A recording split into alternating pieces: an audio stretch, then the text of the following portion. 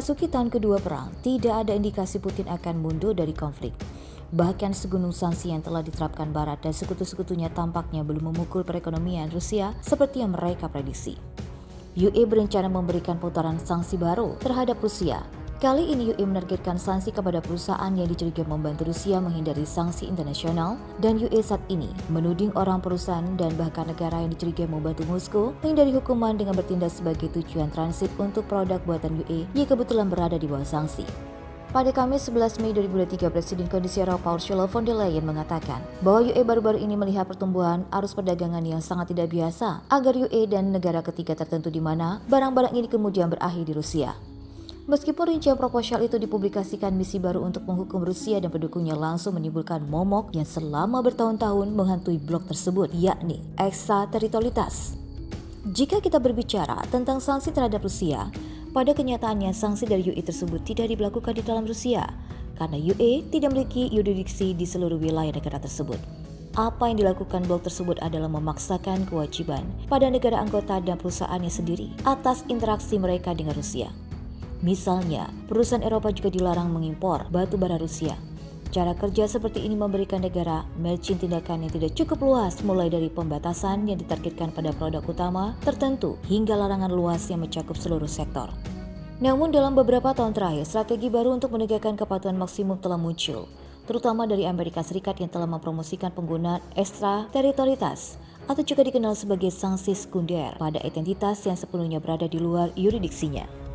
Menurut asisten profesor hukum di Universitas Georgia, Victor Shope, UE berbicara tentang perluasan jangkauan hukum domestik di luar negeri.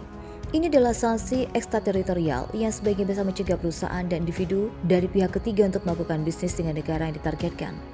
AS pada dasarnya memperluas yurisdiksinya ke orang-orang non-AS dalam skala yang cukup luas, dan mengingat banyak perusahaan besar yang memiliki hubungan dengan AS, maka undang-undang AS memiliki jangkauan yang cukup luas, terutama di bidang perbankan internasional.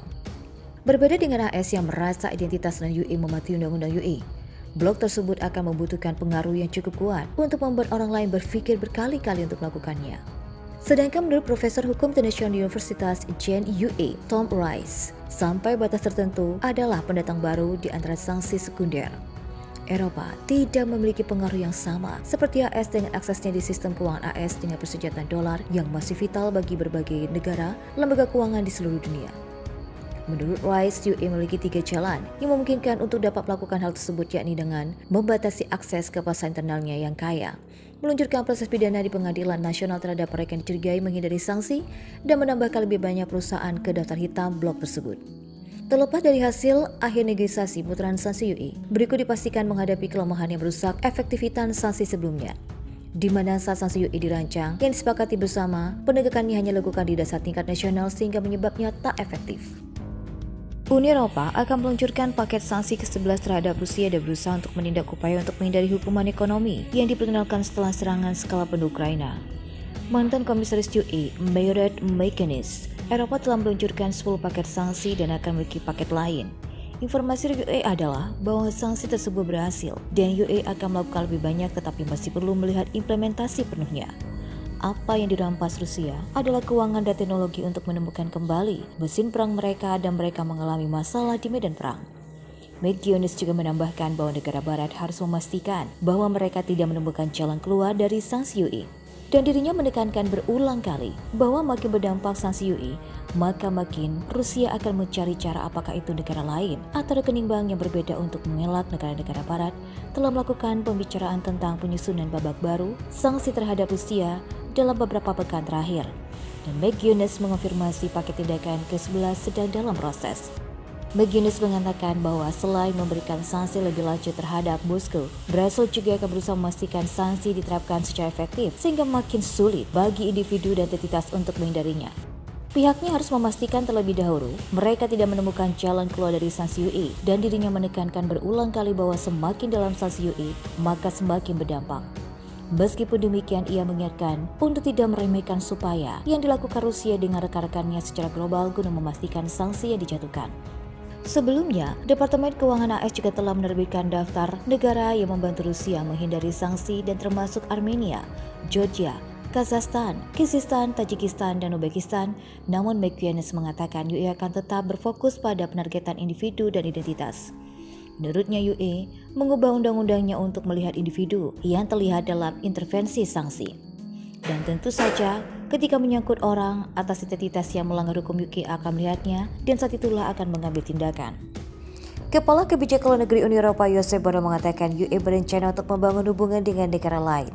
Berdasarkan posisi mereka terhadap Rusia dan China, pernyataan ini muncul saat Uni Eropa membahas konsekuensi geopolitik dari operasi militer Rusia di Ukraina. Dalam konferensi pers di Brussels, Borrell menekankan bahwa UE harus meningkatkan keterlibatan bilateralnya dengan negara ketiga dan menyajikan rencana yang melampaui manajemen krisis sehari-hari. Dia juga menyoroti perlunya melawan narasi Rusia di Asia, Afrika, dan Amerika Latin. Global Gateway Initiative UE adalah cara untuk terlibat dalam negara-negara pada saat dunia telah terbagi antara dua ekosistem perkembangan teknologi yang berbeda. Masing-masing berusaha memenangkan orang sisi lain, dan UE harus mengadopsi pendekatan struktural terhadap kebijakan ketika datang ke negara-negara yang tidak memandang dunia dengan mata yang sama, lensa yang sama. Seperti kita tidak ingin memihak, ungkap Borrell seperti dilansir dari Russia Today pada Selasa 25 April 2023. Kepala Kebijakan Luar Negeri Uni Eropa juga menolak gagasan perdamaian untuk Ukraina yang dilontarkan dalam beberapa bulan terakhir oleh China dan Brasil dengan mengatakan mereka menempatkan pada tingkat yang sama antara agresor dan korban. Presiden Brasil Luiz Inacio Lula Silva telah menyerahkan AS dan sekutu Eropanya mendorong perang di Ukraina dan menyediakan senjata ke Kiev. Cetak birunya untuk pembicaraan damai dipuji oleh Menteri Luar Negeri Rusia Sergei Lavrov pekan lalu. Sementara Gedung Putih menuduh Presiden Brasil meniru propaganda Rusia dan China tanpa melihat fakta. Pekan lalu Duta Besar China untuk Prancis, Lu Xie, mempertanyakan apakah bekas Republik Soviet saat ini dapat dianggap berdaulat dalam kerangka hukum internasional. Saat ini dia juga mengatakan bahwa Crimea awalnya milik Rusia dan diberikan kepada Ukraina oleh pemimpin Soviet Nikita Khrushchev pada tahun 1954. Borrell mengungkapkan bahwa Beijing telah menjatuhkan diri dari pernyataan duta besarnya untuk Paris yang tidak dapat diterima, jadi ini adalah kabar baik. Berbicara kepada pers pada hari Senin 24 April 2023, jubir Kementerian Luar Negeri China, Mao Ning, menegaskan kembali bahwa Beijing menghormati status negara berdaulat dan republik yang berpartisipasi setelah pembubaran Uni Soviet.